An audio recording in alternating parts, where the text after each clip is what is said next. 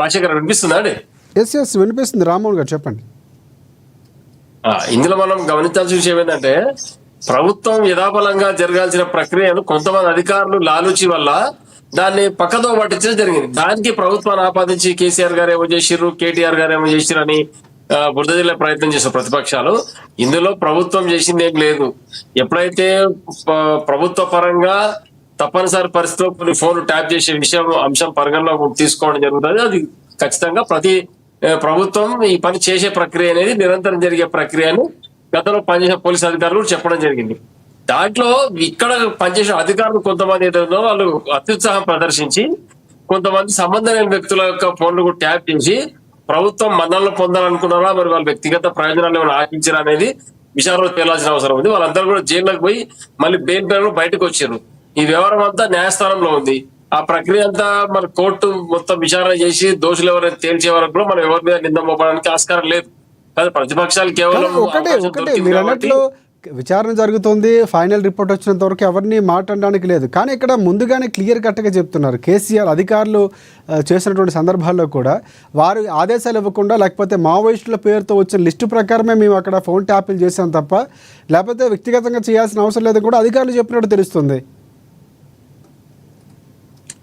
నేను కూడా అదే చెప్తున్నాను విషయం. ఇక్కడ ఎవరైతే ఫోన్లు ట్యాప్ చేయాల్సిన అవసరం ఉంటుందో వాళ్ళ ఫోన్లు ట్యాప్ కావడం అనేది నిరంతరంగా జరిగే ప్రక్రియ. ప్రభుత్వం ఎవరున్నా సరే, పోలీసు యంత్రాంగం ఈ రాష్ట్ర ప్రయోజనాల దృష్ట్యా, శాంతి భద్రతల దృష్ట్యా, మరి ఒక వ్యక్తిగతంగా ఎవరికి అధికారులకు దాంతోపాటు రాజకీయ థ్రెట్ ఉంటే కూడా ఫోన్లు ట్యాప్ చేసి ఎవరెవరు చేస్తున్న విషయం వాళ్ళు పరిశీలిస్తూ ఉంటారు. దాంట్లో భాగంగానే జరిగిన పని ఇదంతా. కాకపోతే ఇక్కడ కొంతమంది అధికారులు మరి స్వలాభం కొరకు ఇందులో ఏదో ఆలోచించి కొంత వ్యాపారస్తులు, కొంత బ్లాక్ మార్కెటింగ్ చేసే వాళ్ళవి, కొంత స్మగ్లింగ్ చేసే వాళ్ళవి, కొంత జీరో దందా చేసే వాళ్ళు వాళ్ళ ఫోన్ కూడా ట్యాప్ చేసి కొంచెం సొంత లాభం పని చూసుకున్నట్టు ఉన్నారు వాళ్ళు. మరి ఆ విషయం బయటపడింది. ఈ రోజు ప్రభుత్వం విచారణ చేస్తుంది, కొంత అధికారులు అరెస్ట్ చేయడం జరిగింది. వాళ్ళందరికీ ఒత్తాసుగా ఎక్కడ కూడా కేసీఆర్ గానీ, అదేవిధంగా బీఆర్ఎస్ ప్రభుత్వం గానీ, గత ప్రభుత్వం గానీ ఎక్కడ కూడా వ్యక్తిగతంగా ప్రభుత్వ పరంగా గానీ వాళ్ళకి ఇక్కడ మద్దతు పలకలేదు. ఎవరైతే తప్పు చేసిరో ఆ నిందితులకు శిక్ష పడాల్సి చెప్తా ఉన్నాం.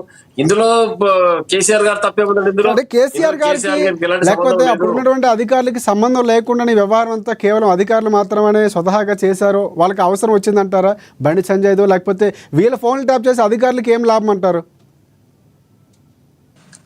అది విషయం నిగ్గుదాల్సిన అవసరం ఉంది. ప్రభుత్వం కోర్టుల కేసు ఉంది కాబట్టి ఇప్పుడు అధికారులకి అవసరం లేదు కదా, రాజకీయ నాయకులు ఫోన్ ట్యాప్ చేయాల్సిన అవసరం, లేకపోతే బ్లాక్మెయిల్ చేయాల్సిన అవసరం కేవలం రాజకీయ పార్టీలుగా ఉన్నటువంటి అప్పుడు ప్రభుత్వం నడిపించిన ప్రభుత్వ పెద్దలకి అవసరం అవుతుంది. అది క్లియర్ గా కనిపిస్తుంది. అయినా మీరు మాట్లాడుతున్నారు. బండి సంజయ్ గారు ఫోన్ ట్యాపింగ్ చేసి బీఆర్ఎస్ ప్రభుత్వానికి ఏం లాభం లేదు.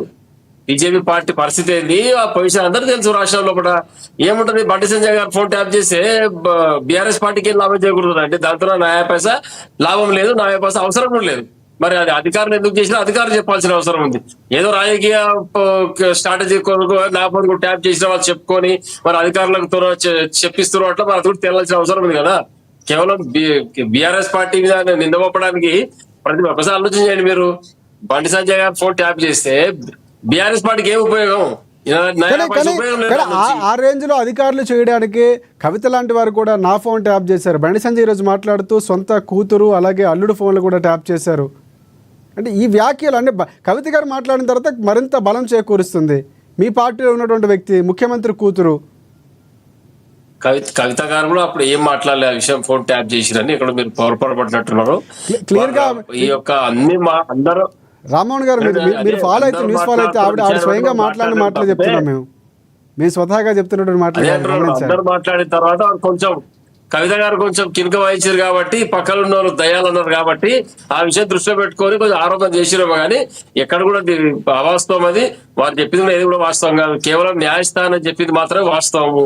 ప్రతిపక్షాలు కానీ ఇంకెవరు మాట్లాడినా ఎవరైనా టైం పాస్ వ్యవహారం లేకపోతే ప్రభుత్వాల పైన పట్టగా చేయడం, కేసీఆర్ గారు ఒక ఇమేజ్ ఖరాబ్ చేసే కుట్ర తప్పితే ఇందులో ఎలాంటి వాస్తవం లేదు.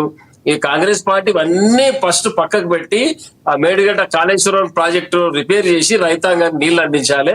వాళ్ళు ఏం చేశారంటే ఇక నీళ్లు ఎక్కువ వచ్చి ప్రాజెక్టు కొట్టుకొని పోతే బాగుంటుంది ఆలోచన చేశారు. కుట్రకోణం అందులో ఉంది. కాంగ్రెస్ ప్రభుత్వం పని చేయకపోవడంలో కుట్రకోణం. కానీ ఓకే. ఇంకా మిగతా అంతా సాఫీగా సాగింది. 10 సంవత్సరాలు అద్భుతంగా పరిపాలన సాగింది. ఇప్పుడు కూడా మేము చెప్పేది ఒకటే, రైతాంగానికి న్యాయం జరగాలంటే ఆ 2 పియర్స్ కూడా ఇమీడియట్ గా పిల్లర్స్ కూడా మంచి రిపేర్ చేసి దాన్ని వాడుకలోకి తీసుకురండి. కేసీఆర్ గారు కొనసాగించిన పథకాలను కొనసాగించండి. ఇటువంటి బట్టగాల్చి మీదేసే ప్రక్రియ బంద్ చేయండి. తెలంగాణ యొక్క అస్తిత్వాన్ని దెబ్బతీయకుండా రేపు ఆంధ్ర వలస పాలకులు మళ్ళీ మన పైన కుట్రవన్నీ బనకచర్ల గారి ప్రాజెక్టు కుట్రవంతారు. దాన్ని రైట్ రామ్మోహన్ గారు. ఎదుర్కోనికి చేత కాకపోతే అదే చెప్తున్నాం, మీదకి ఎదుర్కోనికి చేత కాకపోతే మా సైన్యం రెడీగా ఉంది రానికే. మమ్మల్ని సహాయం కోరండి, మమ్మల్ని శరణు వచ్చండి కేసీఆర్ గారిని. తప్పకుండా తెలంగాణ యొక్క సంక్షేమం దృష్టిలో మేమందరం కలిసి పనిచేస్తాం. మీకు ఎలాంటి ఇబ్బంది లేదు. కానీ ఈ యొక్క చౌకబారు వ్యవహారాలు మాట్లాడుకుంటా రేవంత్ రెడ్డి ఇష్టం వచ్చినట్టు మాట్లాడుతూ లేనిపోని నిందలు మోపితే మాత్రం తెలంగాణ ప్రాంతం మొత్తం గమనిస్తోంది. ఇదంతా శుద్ధ దండుగా వేస్ట్ కార్యక్రమం ఇదంతా. కాబట్టి ఖచ్చితంగా న్యాయస్థానంలో ఉంది. దాని ముందు న్యాయస్థానం ఏం చెప్తుంది అనేది మనం వేచి చూద్దాం. కానీ ఇటువంటి పొరపాట్లు కేవలం అధికారులు తప్పిదం మాత్రం ఇందులో ప్రభుత్వానికి కానీ, కేసీఆర్ గారికి కానీ, కేటీఆర్ గారు కానీ, హరీష్ గారు కానీ ఎవరు కూడా ఈ యొక్క వ్యక్తిగత ఇంట్రెస్ట్ మాత్రం లేదు ఇలా ఫోన్ ట్యాప్ చేసేది. మన ప్రభుత్వం అక్కడ ఉన్నటువంటి యంత్రాంగం అధికారులు ఎందుకు చేసినది వాళ్ళు వివరణ ఇవ్వాలి. అంతే తప్పితే ఇందులో పార్టీకి కానీ కేసీఆర్ గారికి ఇలాంటి సంబంధం లేదు. రైట్ వెంకటరెడ్డి గారు, పార్టీకి కానీ అప్పుడు ఉన్నటువంటి ముఖ్యమంత్రికో లేకపోతే వారికి సంబంధం లేదు. కేవలం అధికారులు చేసిన తప్పిదాన్ని విచారణ జరుగుతున్నటువంటి సందర్భంలో కోర్టులు తేల్చాల్సిన అంశం. ఇప్పుడు ముందుగానే మాట్లాడడం అనేది సబబు కాదు అన్నట్లుగా రామ్మోహన్ గారు చెప్తున్నారు. ఇప్పుడు ఒకటి రామ్మోహన్ గారు మాట్లాడినటువంటిది వింటే నాకు నవ్వొస్తుంది. ఒక అధికారి రిటైర్ అయినటువంటి ప్రభాకర్ రావు గారిని ఎందుకు కంటిన్యూ చేసినారు? దేనికోసం కంటిన్యూ చేసినారు? ఏ సమాచారం సేకరించడానికి, వ్యక్తిగత జీవితంలోకి తొంగి చూసి ప్రతిపక్ష పార్టీల యొక్క వ్యవహారాలను తెలుసుకోవడానికి, తద్వారా వాళ్ళని అణిచివేయడానికి, వాళ్ళ వెంటపడి అనేక రకాలుగా బాధించడానికి చేసినటువంటి ఒక ప్రయత్నం కాదా ఇవాళ ఒక అధికారి చేస్తాడండి? అధికారి చేసేటువంటి ధైర్యం ఉందా? అసలు ఎవరి లిస్టు ఇప్పుడు ఉంది కదా, లిస్టు ఎవరెవరి నెంబర్లు తీసుకున్నారు అనేటువంటిది మనకున్న సమాచారం కదా. ఆపరేటర్స్ చెప్తారు కదా ఇప్పుడు ఎవరెవరి లిస్ట్ అని. నక్సలైట్ల పేరు మీద, శాంతి భద్రతలకు సంబంధించినటువంటి పేరు మీద లిస్టు తీసుకొని వాళ్ళని ఎంక్వైరీ చేసి అనేక మంది సినిమా సెలబ్రిటీలను జీవితాల్లో తొంగి చూసేటువంటి పరిస్థితులు ఉన్నాయి.